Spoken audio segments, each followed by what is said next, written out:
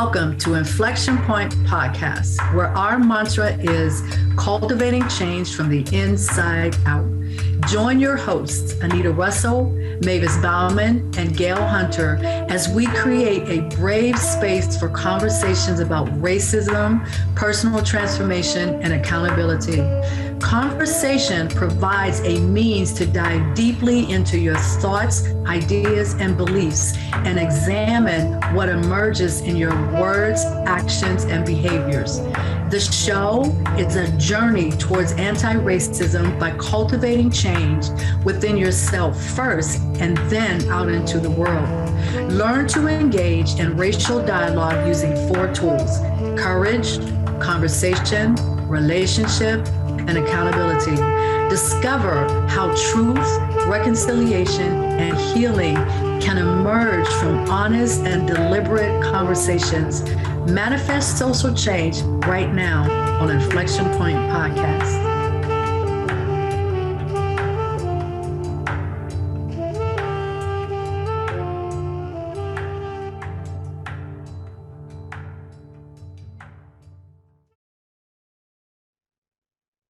Well, hello, and thank you for joining us for yet another dynamic episode from Inflection Point Podcast.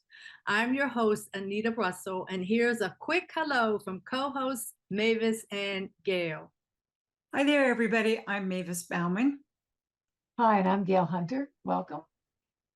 Excellent, excellent. So if you were with us on our previous episode, we started on this topic of the plight of Black farmers in the U.S.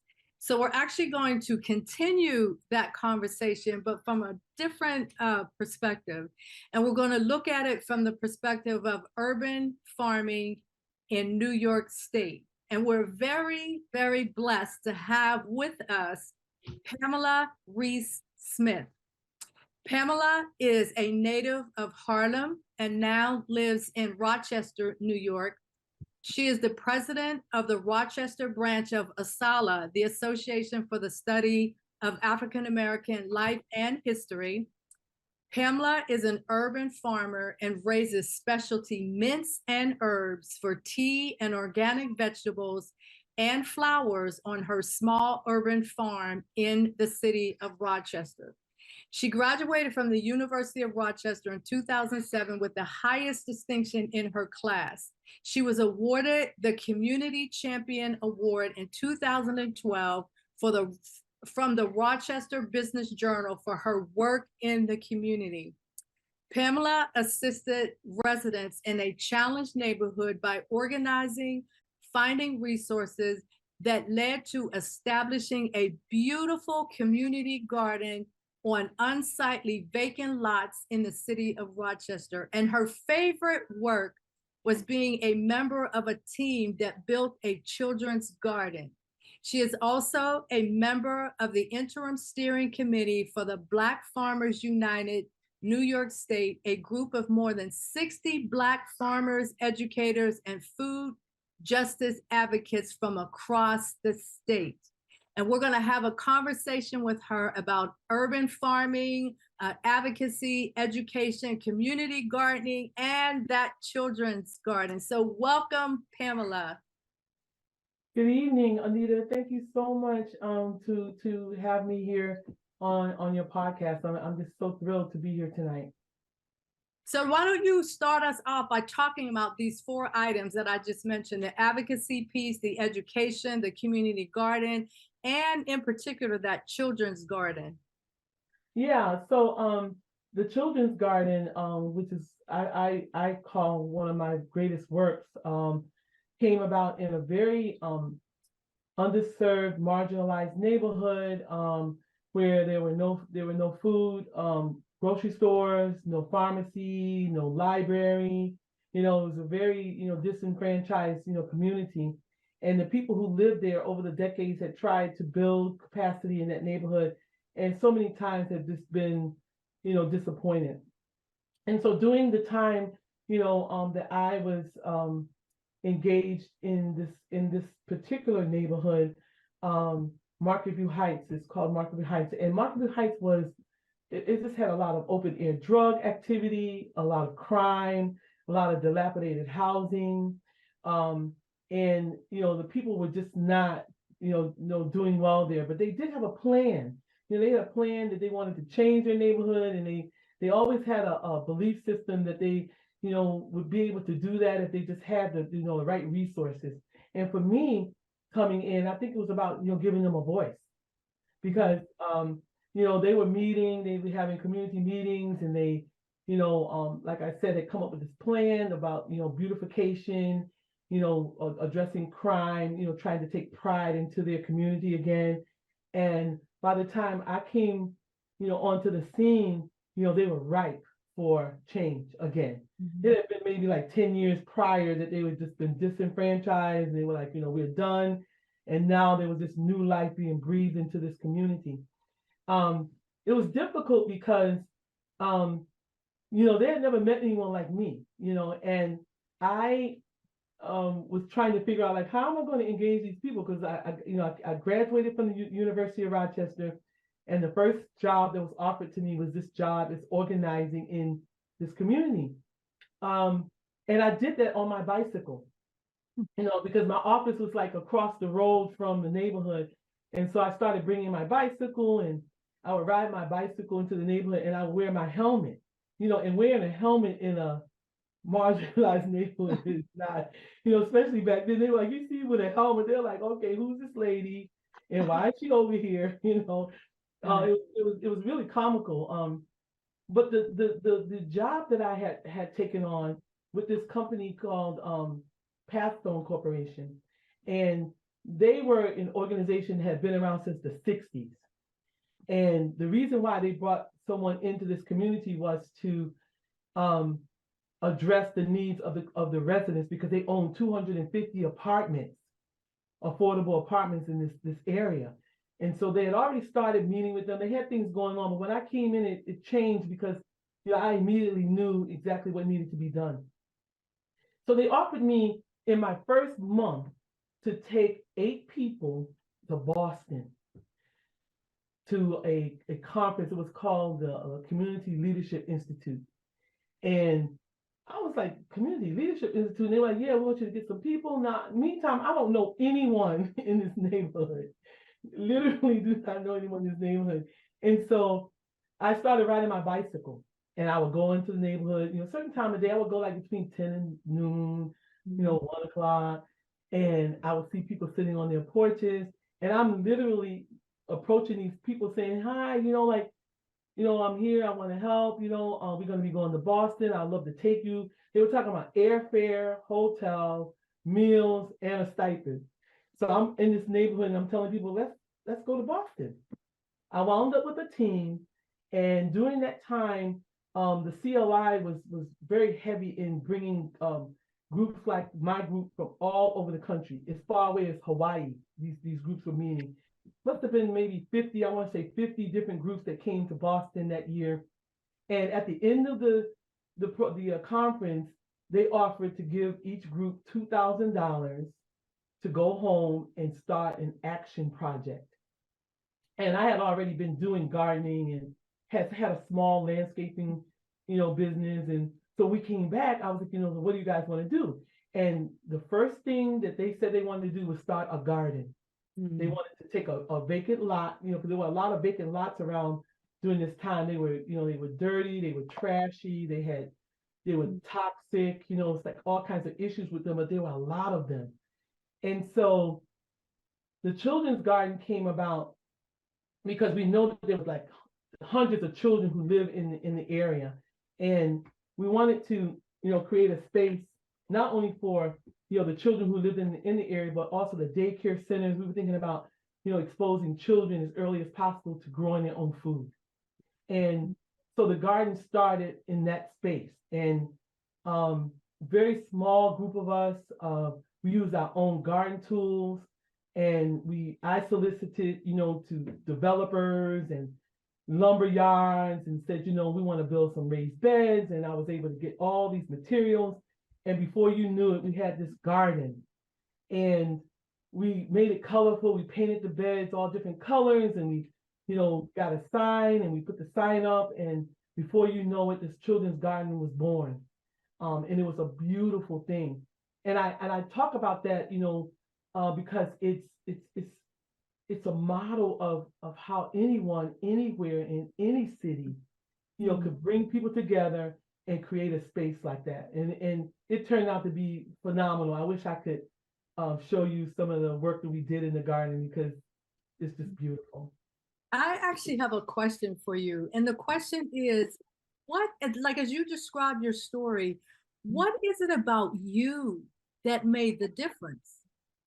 Because there was something about Pamela that you brought into that community that made a difference, to the extent that they were willing to get and go on this trip with you to Boston to do this work. So what do you think was about you that made the difference? It's so interesting that you asked me that, Anita, because I think it's about respect, about respecting people on the level where they are, and not, appearing to be, somebody who's above them and beyond them.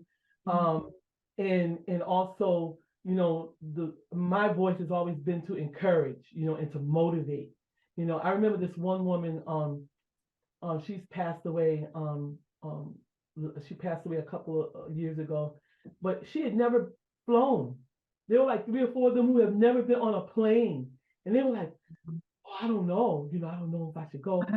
But I think it was my sincerity, my willingness to be in that space, and my boldness to not be afraid to stop and say, "Hi, I'm Pamela, and guess what? I'm over here working now, and we can do these great things."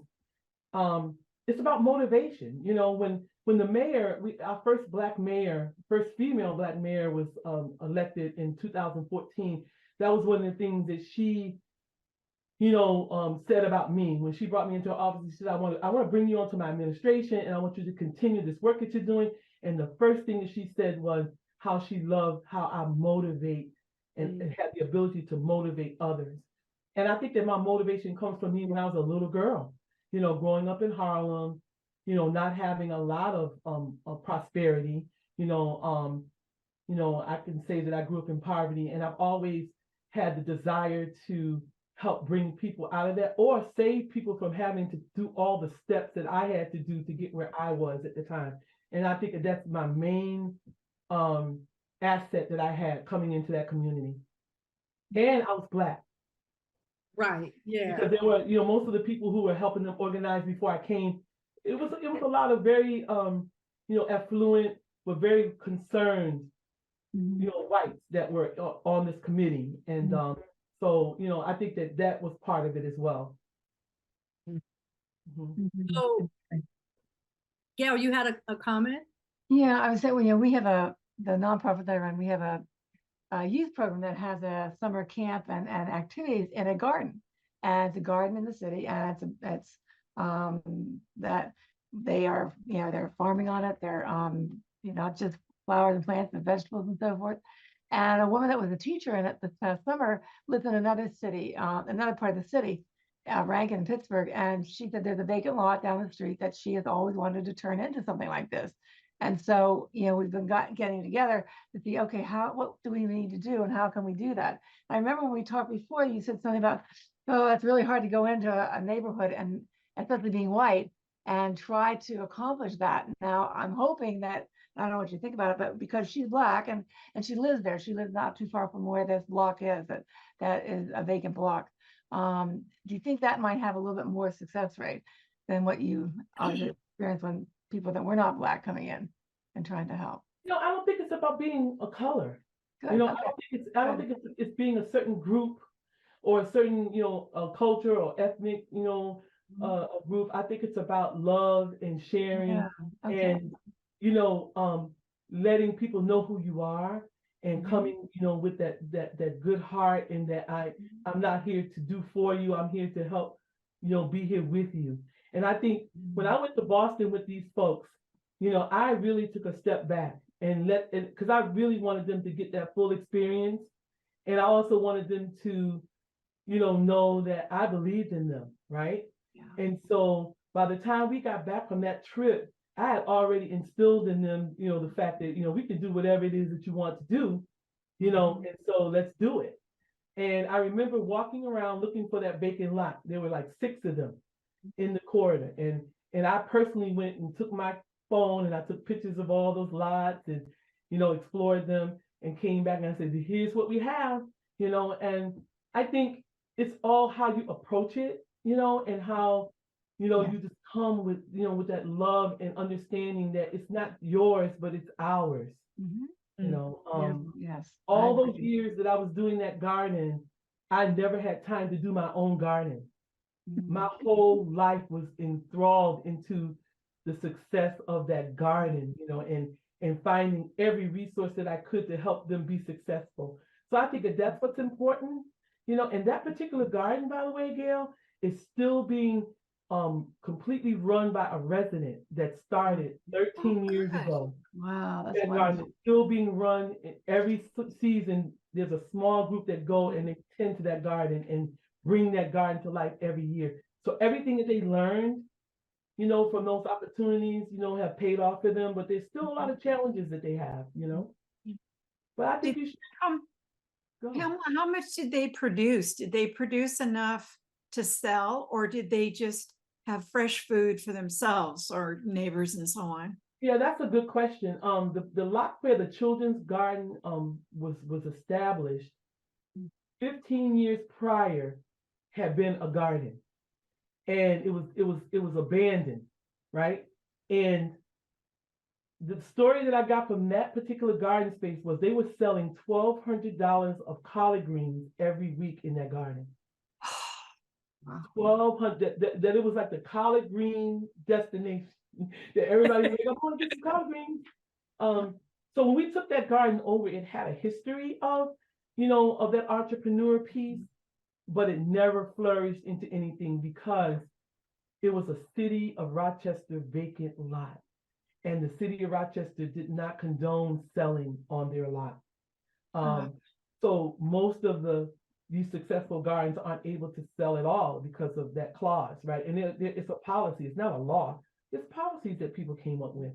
So that's one of the disparities and the problems, when we talk about Black farming and people farming in inner cities and farming on these, non-traditional spaces, is that the limitations are so heavy on these people.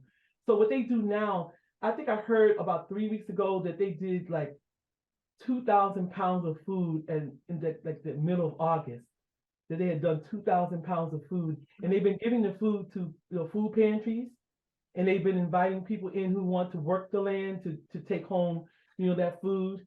What would be beautiful is if there was a way for these gardeners and growers to be able to sell their produce, because there's so much abundance in produce. They grow so much that even if they wanted to, they couldn't eat all that food, right? Right. So there's a need for the cities across, not just in New York State, but all over the country, to lax some of those rules and those policies, telling people that they can't have any kind of autonomy on those lands. And I think one of the things that kind of crops up in these conversations, because as I've listened to like Dr. John Boyd as an example, when he talks about some of these issues, is this whole issue of trust. And I think that is probably the question that Gail asked, that's probably a factor that is embedded in there as well. If you come, and that's why I asked you that question that I asked, because you bring a sense of trust. Like, I'm here to meet you where you are. And when people come into, if a person comes into my space, my expectation, and they're here to help me, my expectation is that, number one, I can trust them. And number two, that they are willing to meet me where I am. And so I kind of get a sense that was probably at play a lot in your own experiences and probably in some of the space that Gail was mentioning in Pittsburgh, because there's a number of people in Pittsburgh that kind of do urban farming, but it just seems like it is that type of endeavor where part of that community trust has to be there. So much so. And, you know, and in no time, you know, I was able to also help facilitate bringing in partners, you know, partners from the universities, you know, partners from the county, partners from Cornell Cooperative Extension, you know, constantly feeding them workshops and, you know, education and providing trainings. And, you know, I remember, you know, the canning classes, you know, that we did to try to preserve some of that food, getting back to what you were saying about, you know, selling the food, you know, preserving that food, which is, to me, the biggest asset in growing in urban spaces is trying to figure out how to preserve that food so you can carry it over the winter. Because when the winter sets in upstate New York, you know, you're not growing, you know, very much. You know, yeah, you could grow some things hydroponically, you know, but it's just not going to sustain people over the winter. So, you know, those partners came in, you know, and they also came up under that wing, you know, please come into this space, you know, with respect for, you know, the people, you know, the people, the little people, you know, like Ruby was like, she was not able to articulate, you know, a lot, you know, like myself, but she, you know, had a way about herself. And by the time I was with them for like 2 or 3 years, you know, their whole demeanor changed. They became, you know, these big voices, you know, and I could just sit back at times and be like, see, they have this now, you know, they have it, you know. I saw the health of some of those people change. You know, there was this one gentleman who had all kinds of heart issues and diabetes, and, you know, he was very overweight, and his whole life transformed from just being out in that space and working that soil, you know, and it was just a joy just watching, you know, them transform, because these same people, they went to Kansas City, they went to Kansas City, they went to San Jose, California, they went to Sacramento, you know, they went to Wisconsin, you know, this same national corporation, they sent these people to all those places, and over the years, the wealth of information, and then the associations and the networking with all those other cities, priceless. Wow. Absolutely priceless. That's amazing. That, I mean, you opened a whole world to them.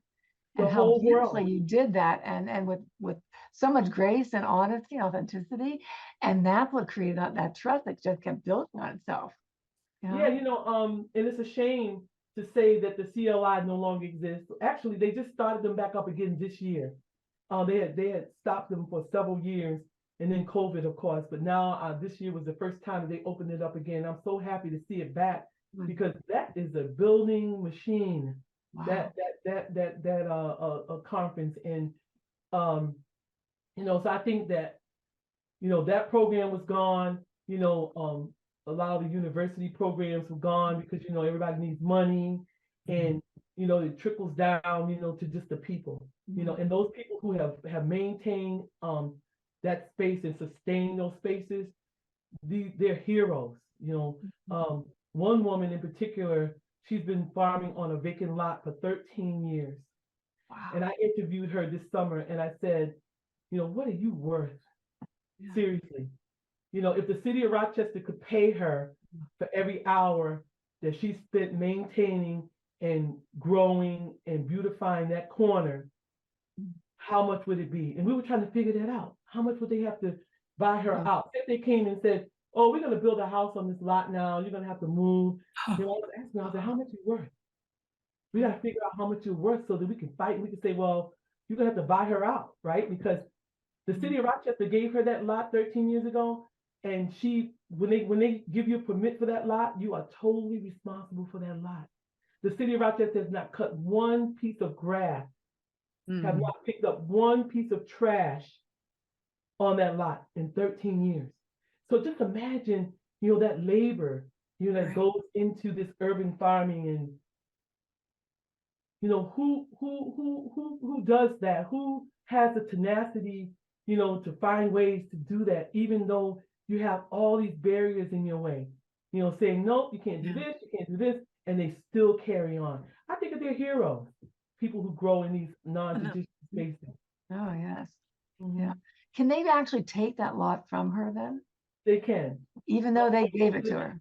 So they Well, still own it? The city still They owns own it, it. just gave her an easement or the something? city of Rochester is a very unique place because when it comes to farming and urban gardening, so they loan these lots out to people. They say, come and you can put a permit in to farm on this land, but we're in total control. You can't have events on the land. You can't sell anything on the land. You have to open it up to anyone at any time. And to me, it's not right. And then in the water situation, let's not even talk about water. Hmm. Like some of them get these lots that don't have water. The city of Rochester has a water program. It's $4,000 to get a water spigot put on a lot. And these gardeners that I'm talking about, they all are on a limited incomes. Sure. They can never afford that. So I have some gardeners who are bringing water to their gardens with milk cartons. Imagine your back of your trunk of your car. Exactly. That's what you Right. call, tenacity. It's like, really, you bring it? And I couldn't believe it when I met her one day and I was like, this lady is working so hard to keep these Wow. plants alive. That's commitment. Yes. What And commitment? you'd think that the city would love it because it looks a lot better. David, And a big, Bob, yes. you all are familiar with the little 2-year-old that lives in the house with me. Yes. Mavis, just continue the conversation, and when I get back, I'll just kind of jump right in. Okay. If back within like 30 seconds or so, just move I on got you. piece of it. And 'cause I really want to make sure that we cover the legacy of Black farmers in New York State, but really talk about the Black Farmers United organization. Okay. I'm going to pop off for a minute or two, and I'll be back. Tell Okay. Kyra we said hello. Okay.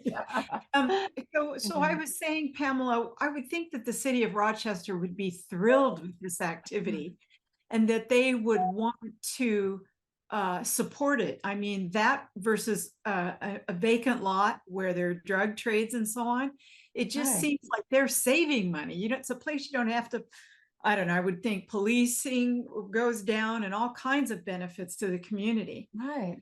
Yeah, So, for sure. It's interesting that you mentioned that because when we started these, there were 3 gardens that cropped up in a 3-year period, and the drug activity decreased 68%. Wow. When we first started those gardens, the dealers used to be on the corner, and they would not move. And they never bothered us, right? And they never bothered me in particular. I think that they knew, that I was there to try and better the community. So there was never an issue of me ever being afraid or the gardeners being afraid, because they did have some respect for us. oh, So the crime decreased by 68%. Wow. And they moved off of those corners. So the activity of the garden almost facilitated them, like, oh man, we can't be here anymore. Like Yes. these people are here every day. They're Oh, I watching us. see. They see us. Your And presence they was enough. yeah, they eventually found other. They didn't stop selling, but they just found other spaces. And so it Yeah. transformed those corners and made those neighborhoods so much safer. Isn't that incredible? The energy of that love and that commitment to Yes. creating that space was too much for the energy that was going on in that corner, right? Those polar opposites, Good they couldn't point, Gail. exist together. And so they would have left. Yeah, that's It beautiful. got to a point where they even Yeah. offered to give money. Of Wow. course, we said we couldn't take money from them, but there was a time when they were actually like, yeah, we can help you guys. There's something you want, you need, So they become part of the process as well, in their own little way, Sure. Yeah. That's right. with the respect. Well, it's like there's a bit of a healing thing that was going on too, even if it's just for that corner, those corners, and they may not have changed their behavior, but they awakened in a little bit to at least be able to move and choose to go somewhere else. Mhm. Right. So Pamela, how does this urban farming activity connect with your role in Black Farmers United for New York State. Yeah, just tell me how those are connected, if at all. Yeah, I've been discouraged the last couple of years with my urban farming because of the lack of resources and the lack of a lack of being able to, not only bring resources, but also to continue to grow, these gardeners. And so I've been very discouraged about that. And on many occasions over the last, couple of decades, I found my way outside of Rochester, that I just kind of pick myself up and then I figure out where there are other opportunities. And I got involved with a woman in Buffalo who for some reason wanted Rochester to be at the table for the commissioner of ag and markets of New York State, ag and markets. And the commissioner wanted to meet with some urban gardeners to find out about, some of the needs and some of the problems, issues with, urban gardening, community gardening, and farming. And I met her, and she asked me to participate in a meeting with the commissioner. And, so I used that opportunity to like bring Rochester out, of course. And so I did a little video about, Rochester Gardens and, tell a little story about Rochester. And the meeting was very successful. And I learned shortly after that she was involved with Black Farmers United and that I should probably join. And Black Farmers United had just started. This was 3 years ago in August. July, August, and I didn't realize that they had just started.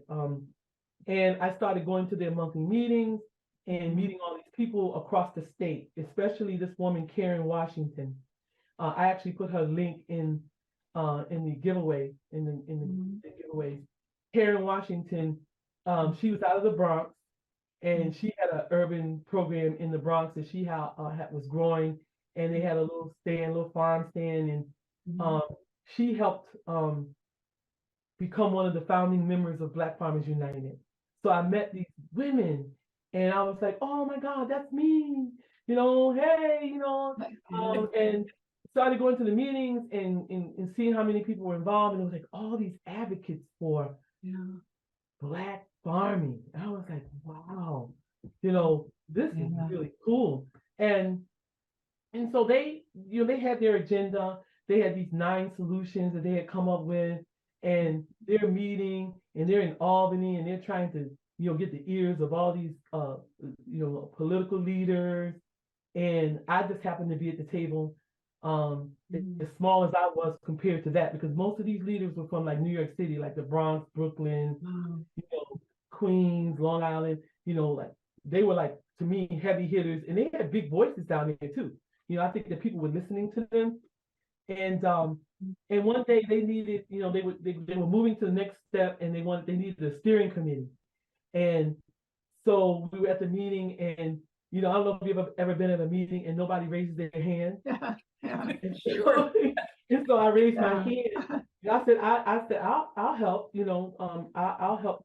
Be a steering committee member. And so I've been a steering committee member now for almost 3 years, and I have been at the table with so many fights and rumbles, about Black farmers and the lack of Black farmers and the abundance of white farmers, and how the numbers just don't match, and how the opportunities don't match. And that's what Black Farmers United has been fighting for. And so I've been at that table, and since then, I've become part of this network.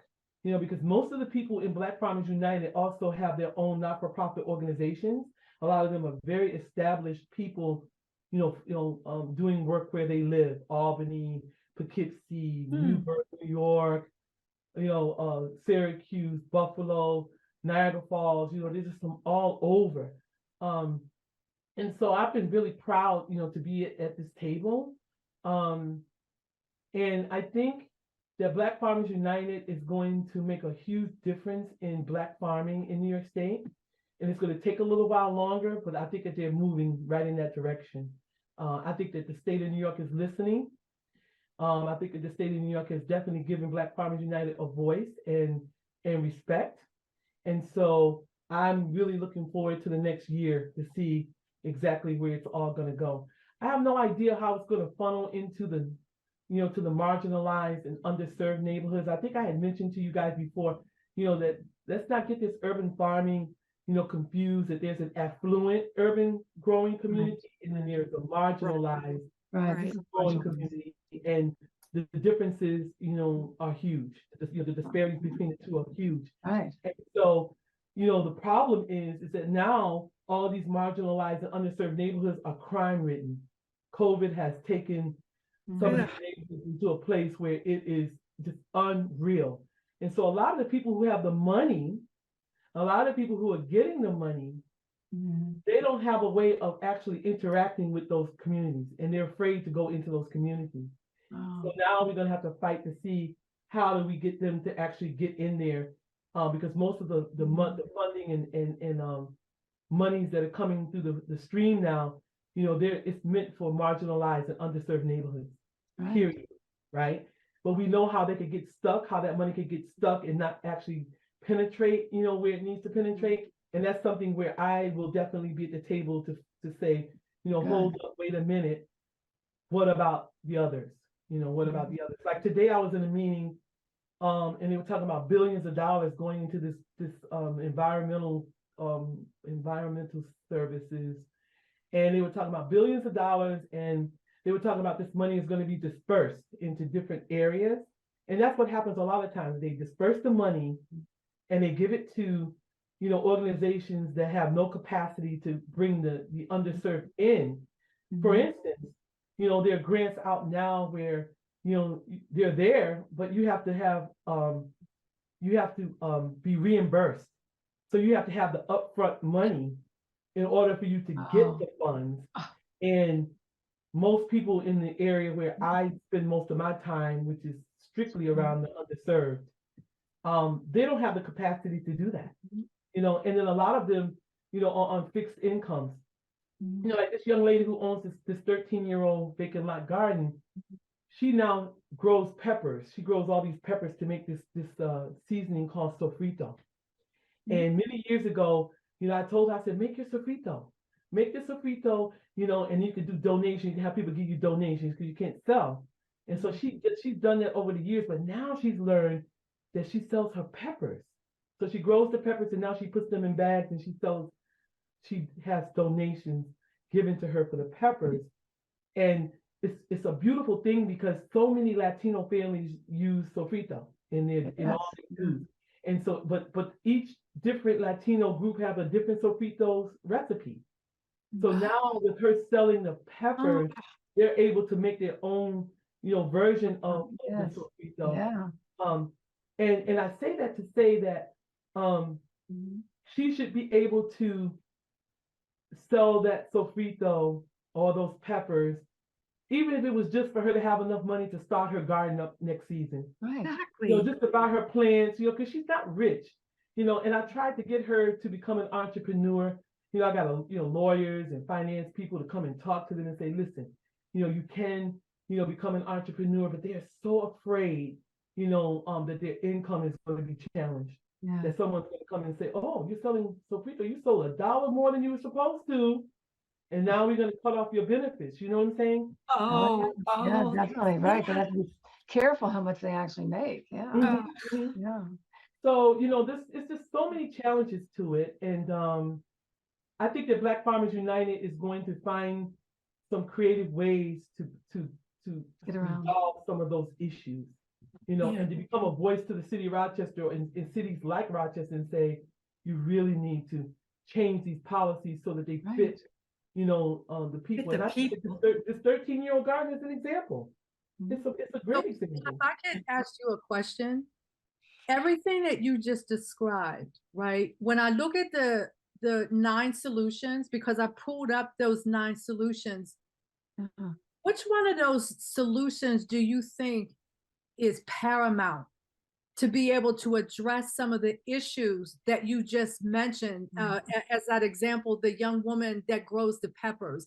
Which one of those solutions do you think is the right one to be able to address some of those those broader issues and concerns that the people in the community may have? Yeah, I would say it's definitely a land ownership. Mhm. You know, land ownership, owning the land and having, you know, you're in charge of your own land. You know, for instance, the city of Rochester has, I thought I had heard at one point, I think it was like 3,000, let's just say 3,000 vacant lots.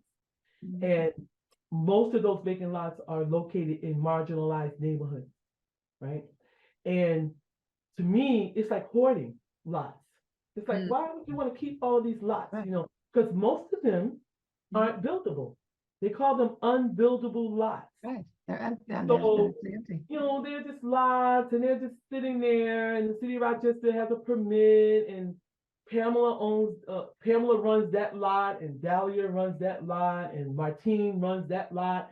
And when we want to take pictures and we want to show that we are participating, we go and we interact with them, we take pictures and we pat them on the back, you know, but they don't ever offer them to own, you know, that little piece of land.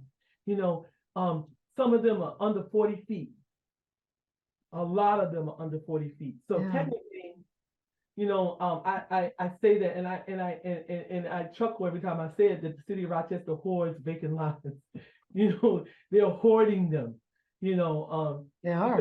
there's really not, you know, a real reason why. Well, I shouldn't say that, because they do have their challenges as well. You know, because I've done a lot of research, you know, around this. So, you know, the city's challenges with these vacant lots, number one, you know, is, you know, they want to get taxes. They want somebody to pay taxes on this land, right? You know, the second thing is they have had situations where people have taken a permit out to do gardening on a lot, and in the middle of the season walk away from it, and it turns into a very bad situation, you know, with weeds, and it's, you know, it's just ugly, you know, and the neighbors are complaining, the homeowners are complaining, you know, so they have had, you know, some of that happen to them. But the thing is, like when I was the community garden coordinator for the city, I was writing up these plans for them, saying you got to come up with protocols, ways to deal with these issues. You know, how do you know when someone walks away from a lot? Well, they didn't have anything in place, you know, for someone to call, like on the permit. You know, if you no longer can garden on this space, you should call Anita, and Anita will help you. We'll figure out what we're going to do. They have none of that in place, and so they kind of set up, you know, these scenarios, and maybe sometimes by plan, you know, to say, yeah, we can't control them.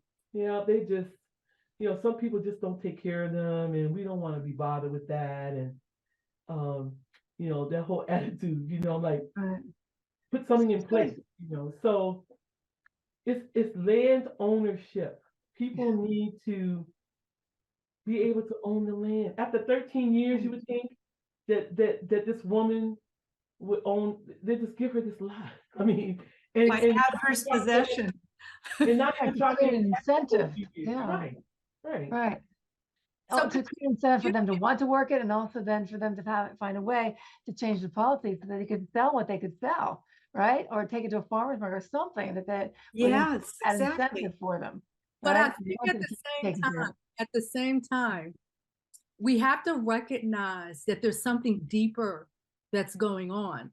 When you think about the issue of Black folks owning land, there's some deeper underlying issues that are in place. And so what I'd like, Pamela, if you wouldn't mind, if you could comment a little bit on the class action suit that has been filed against the US government.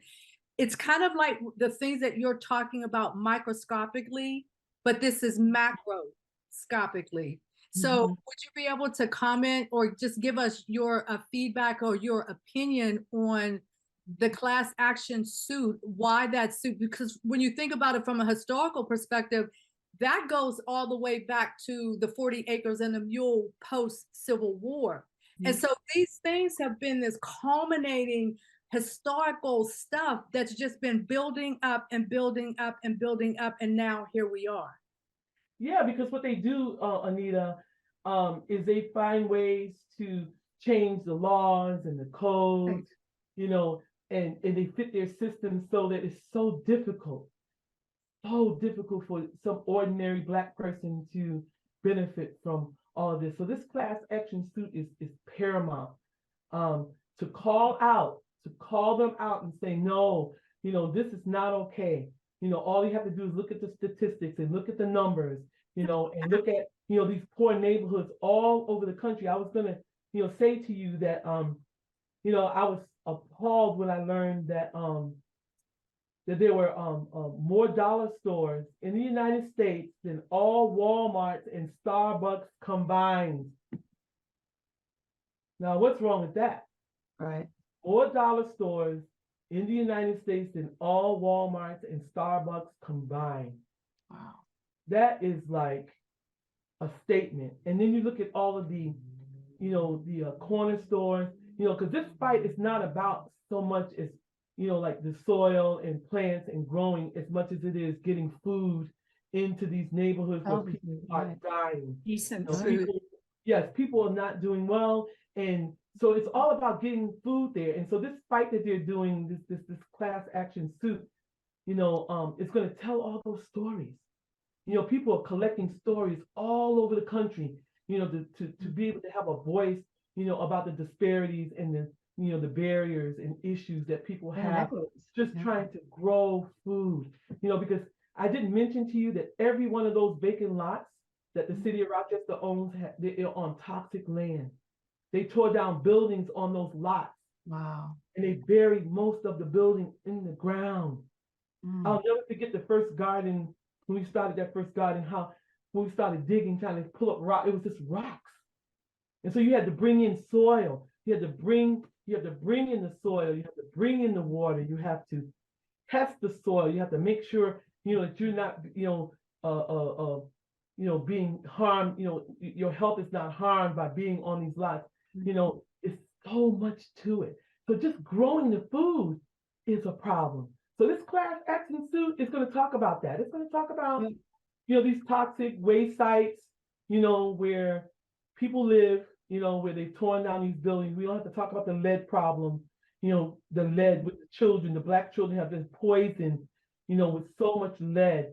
And so I think that, with the class action suit, with groups like Black Farmers United, New York State, with people like Karen Washington, with, Food for the Spirit, which is a new group coming up, they're out there in the fight. And then Buffalo Food Equity Network, that's huge. That is like a 200 plus, advocates all over the state coming together and, networking, with all of that. I think, Anita, that we're going to see a change, and it's going to take a while, but I believe that we're going to see a change.